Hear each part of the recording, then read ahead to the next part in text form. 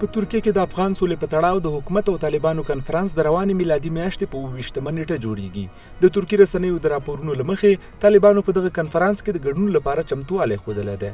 د ترکیې غونډه د امریکا په غوښتنه د ملګرو ملتونو تر چتر لاندې د افغانستان د سولې لپاره جوړیږي. د امریکا د بهرنیو چارو وزیر انتوني بلینکن هم محمد اشرف غني ته په خپل لیک کې د ترکیې د ناستې خبره کړې او د سولې د نوې طرحې ملاتړ یې غوښتی و. خو ولسمشر او د هغه مرستیال امرالله صالح ویلي چې دا ډول خیالي طرحې د افغان سولې پروسې لپاره ګټورې نه دي او هر پریکړه چې کیږي د جمهوریت خوندیتوب او د ټاکنو له لارې د واک ته د رسیدا اصل باید مراعات شي. د چارو شمېر کارپوهان وایي د افغانستان جګړه له 4 لسیزو څخه اوړي او امریکا باید افغان سولې ته بنسټیز حل لاره وګوري او له عاجلو اقداماتو دې تیر شي.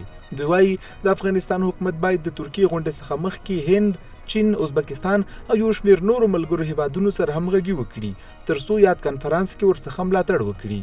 این ناسته که اجماع بین‌المللی به نظر که نیاز ساید امریکای بهره‌نمای شورای وزیر، روسیه، چین، هند، پاکستان، ایران او حاضر قیاس د طالبان اسلامی تحریک استازی او د افغانستان حکومت په دغه ناسته کې ګډون کوي. البته د بهرنۍ شورای وزیرانو په سطح. بل اساسي مسئله دلته ده چې دغه ناسته وروسته که دا واقعا موفق ناسته و یو امیدواري شته چې د ترکیې هیواد دې ته تشویق شي چې مخامخ د افغانستان حکومت مسئولین او د افغانستان د اسلامي تحریک طالبان سره مخامخ کېنوي. د چارو شمېر نور کارپوهان بیا وایي د سولې لپاره هر اخیستل کېدونکی قدم د خیر وي او د ترکیې د غونډې څخه باید اعظمي استفاده وشي.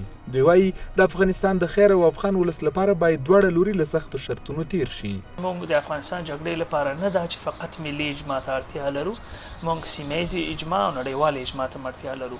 زه فکر کوم استانبول کنفرانس کې دغه درې ډیر مهم شیان چې کولای شي دلته سوله راوړي دا په نظر کې نیول شوي دي او هغه اصلاحات چې د دواړو طرفونو غوښتنه ده هغه باید د امریکا لوري سره شریک شي او هغه اصلاحات باید راشي او توافق باید وشي او په دې اساس باندې د افغانستان دغه لوی غمیزې ته باید د پای ټکی کېښودل شي. په ټولنیزو رسنیو کې هم یو شمېر افغانانو د ترکیې د سولې کنفرانس په اړه بېلابېلې څرګندونې کړي او له طالبانو یې غوښتي چې د افغان وژنې څخه د لاس واخلي او سوله دې وکړي.